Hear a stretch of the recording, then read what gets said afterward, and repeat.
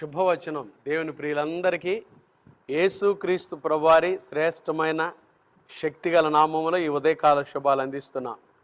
దేవుని మహాకృపను బట్టి వారం ఉదయాన్నే దేవుని మాటలు అందించుటకు పరిశుద్ధాత్మ దేవుడు మాకు ఇచ్చిన శ్రేష్టమైన అమూల్యమైన అవకాశాన్ని బట్టి దేవునికి స్తోత్రాలు. సియోనులో నుండి నా తండ్రి మిమ్మల్ని ఆశీర్వదించునుగాక, మీ పిల్లలను ఆశీర్వదించునుగాక, మీ కుటుంబాలను ఆశీర్వదించునుగాక, మీ విచారములు కొట్టివేసి విజయానందముతో మేము నింపునుగాక. ఆమెన్. ఈరోజు శుభవచనం 39వ సంకీర్తన మొదటి 2 వచనాలు. దావీదు కీర్తన అండి ఇది. నా నాలుగుతో పాపము చేయకుండానట్లు నా మార్గములను జాగ్రత్తగా చూచుకొందును. భక్తిహీనులు నా ఎదుట ఉన్నప్పుడు నా నోటికి చిక్కము ఉంచుకొందును అనుకుంటుని. నేను ఏమీయూ మాట్లాడక మౌనినైతిని. క్షేమమును గురించి అయినను పలుకక నేను మౌనముగా ఉంటిని. అయినను నా విచారము అధికమాయెను. ఈరోజు శుభవచనం విచారములు కొట్టివేయువాడు. హల్లెలూయా. దావీదు అంటున్నాడు, నేను ఏమీయో మాట్లాడక మౌనినైతిని, క్షేమమును గురించి పలుకక నేను మౌనముగా ఉంటిని. అయినను నా విచారం అధికమాయెను. విచారం. ఉదయం లేవగానే దావీదుకి ఎంత విచారం ఉందో. ఈరోజు చాలామంది జీవితాల్లో విచారాలండి. ప్రొద్దున లేవగానే సమస్యలతో లేస్తున్నారు, కలవరాలతో లేస్తున్నారు, విచారాలతో లేస్తున్నారు. సమస్యలు ప్రతి ఒక్కరికి ఉంటాయి, గుర్తుపెట్టుకోవాలి. ప్రతి ఒక్కరికి, మానవులమైన మనందరికీ సమస్యలు ఉంటాయి.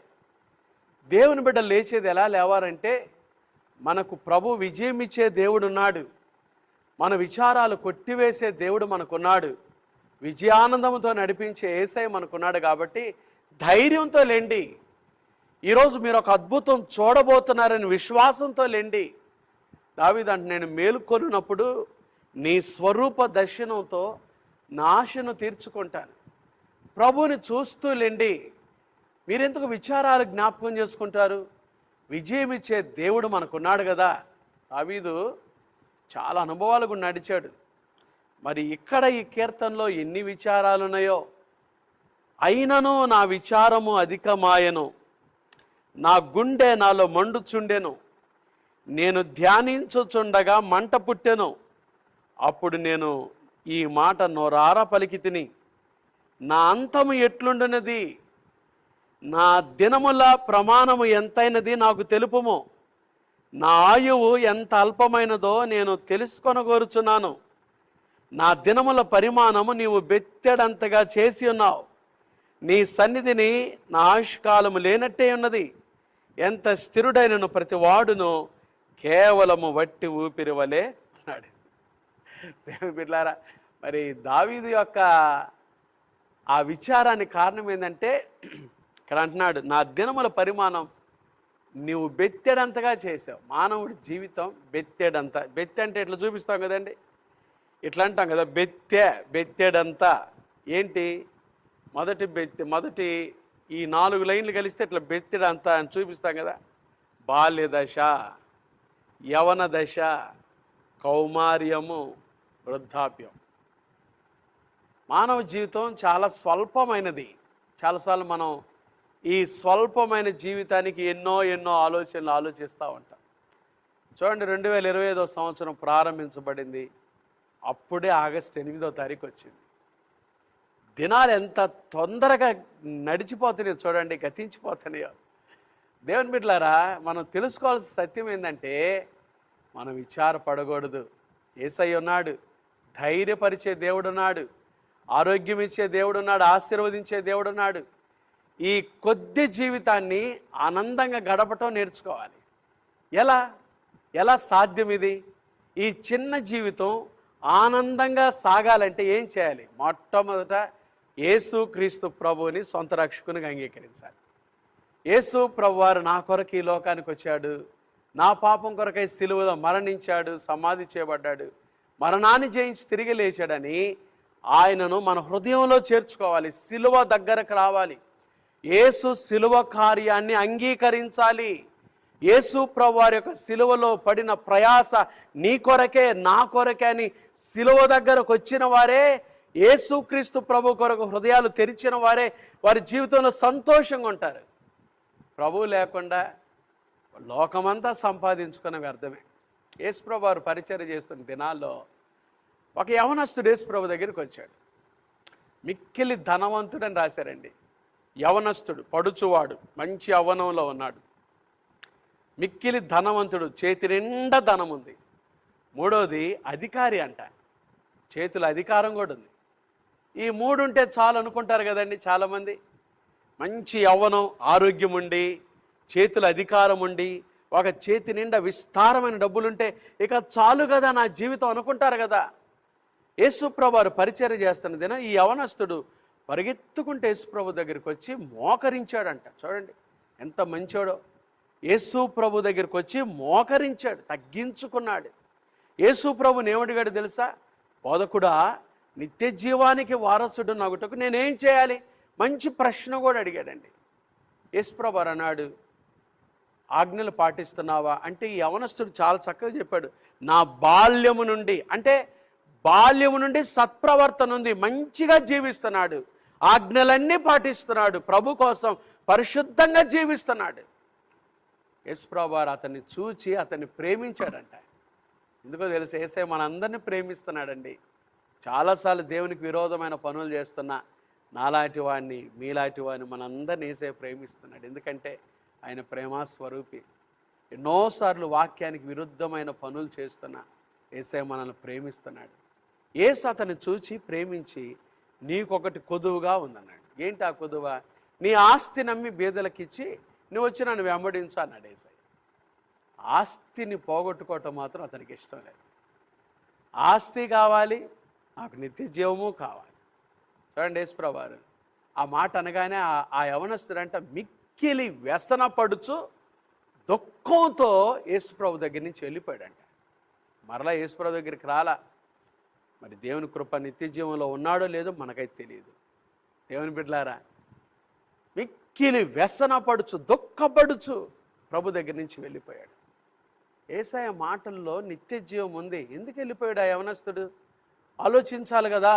ఎందుకు మిక్కిలి వ్యసన పడ్డాడు? ఒకసారి తన జీవితాన్ని ఆలోచించుకుంటే అర్థమయ్యేది కదా. ఆస్తి కంటే యేసయ్య ముఖ్యమని గుర్తించలేకపోయాడు. అందుకనే విచారం, అందుకనే వ్యసనం. ఈ లోకంలో అన్నిటికంటే యేసు ప్రభు గొప్పవాడని గుర్తించాలి. యేసయ్య నీకున్నాడు అని గుర్తించు. యేసయ్య నాలోనే ఉన్నాడు, ఈ శ్రమలన్నిట్లో నుంచి నన్ను బయటికి తీసుకొస్తాడని నీవు అంగీకరించు, విశ్వసించు, అద్భుతం చూస్తావు. ఈరోజు దావీదు జీవితంలో ఒక అద్భుతమైన మాట ఉంటుంది. సిక్లగ్ అనే ప్రాంతం దావీదు ఏర్పాటు చేసుకున్నాడు. టెంపరీ కదండి. దావీదు ఏర్పాటు చేసి సిక్లగులో దావీదు సమస్తమును కోల్పోయాడు. రాళ్ళు రువి చంపాలనుకున్నారంట దావీదుని. దావీదు ప్రక్కనున్న వాళ్ళే. బైబిల్లో రాయబడిన మాట సమూయేలు 1 గ్రంథం 30:6 అయితే దావీదు తన దేవుడైన యెహోవాను బట్టి ధైర్యం తెచ్చుకొని తిరిగి సంపాదించుకొని కృప దేవుడిస్తాడని దావీదు నమ్మాడండి. ఈరోజు ఈ ఉదయకాలం ఏదైనా విచారంతో లేచావా? యేసయ్య నీ విచారము కొట్టివేసి నీకు సమాధానము కలుగజేయవాడు. నీ విచారము తీసివేసి నీకు నెమ్మది కలుగజేయవాడు.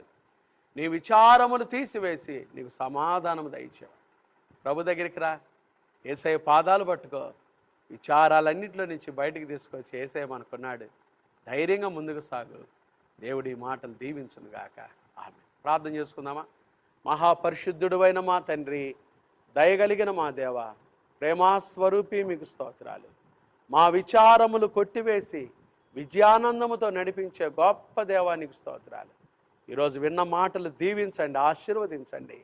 అయ్యా, ఎందరైతే బిడ్డలు విచారంతో లేచారో, కలవరంతో లేచారో, సమస్యలతో లేచారో వారికి సమాధానం దయచేయండి, కృప దయచేయండి. అయ్యా, యేసు నామములో నెమ్మది కలుగునుగాక. అనారోగ్యంతో ఉన్న వారికి స్వస్థత కలుగునుగాక. ఆదరణ లేని కుటుంబాలకు ఆదరణ కలుగునుగాక. చిన్న బిడ్డలు మొదలుకొని పెద్దవారు వరకు వారు వెళ్తున్న స్కూల్స్, ఆఫీసులు, కార్యకలాపాలు, రాకపోకలు మీ కృపాక్షేమములు తోడుగా ఉంచండి. ప్రయాణం చేస్తున్న ప్రయాణికులు క్షేమంగా వారి ప్రయాణాలు తోడుగా ఉండమని ప్రార్థన చేస్తున్నాం. వ్యాపారాలు చేసుకుంటున్న వారి వ్యాపారాలు దీవించండి. ఉద్యోగాలు చేసుకుంటున్న వారి ఉద్యోగాలు దీవించండి. అయా చదువుకుంటున్న బిడ్డలకు విశేషమైన జ్ఞానం దయచేయండి. డిఎస్సి రిజల్ట్స్ కొరకు చూస్తున్న బిడ్డలు వారి జీవితాల్లో ఘన కార్యాలు చేసి బిడ్డలు మీరు ఆశీర్వదించమని ప్రార్థన చేస్తున్నా. గర్భం లేని స్త్రీలు ఎంతమంది అయితే ఈ కార్యక్రమం చూస్తున్నారో వారి గర్భములు తెరిచి ఆశీర్వదించండి. మిమ్మల్ని బట్టి దావీదు తన దేవుడని యెహోవాను బట్టి ధైర్యం తెచ్చుకున్నట్టుగా నీ బిడ్డలు ధైర్యంతో నింపబడాలి. దేవుడు కార్యం చేస్తున్న విశ్వాసంతో నింపబడాలి. గర్భిణీ స్త్రీలు సుఖమైన ప్రసవం దయచేయండి. ఏకాంగులను సంసారులుగా చేయండి అయ్యా. ఎవరెవరు ఏ సమస్యలతో ఉన్నారో మాకు తెలియదు, ఎవరెవరు ఏ విచారాలతో ఉన్నారో మాకు తెలియదు. వారి విచారాలు కొట్టివేసి నెమ్మది, సమాధానం, కృప దయచేయమని ఒక్కొక్కరి మీద మీ దీవులు సమృద్ధిగా కుమ్మరించమని యేసు నామమున ప్రార్థిస్తున్నాము తండ్రి, ఆమేన్. త్రియేక దేవుని ప్రేమ, కృప, సమాధానములు ఈ ఉదయకాలం ఈ శుభవచనంలో పాల్గొనిన దేవుని ప్రియులందరికీ శుభవచనం ద్వారా యేసు క్రీస్తు ప్రభు కొరకు తమ హృదయాలు తెరచుటకు ఇష్టపడిన దేవుని ప్రియులందరికీ సిబిసి పరిచర్లకు ఇప్పుడు ఎల్లప్పుడు ప్రభు రాకడ పర్యంతం తోడైండును గాక. ఆమేన్. God bless.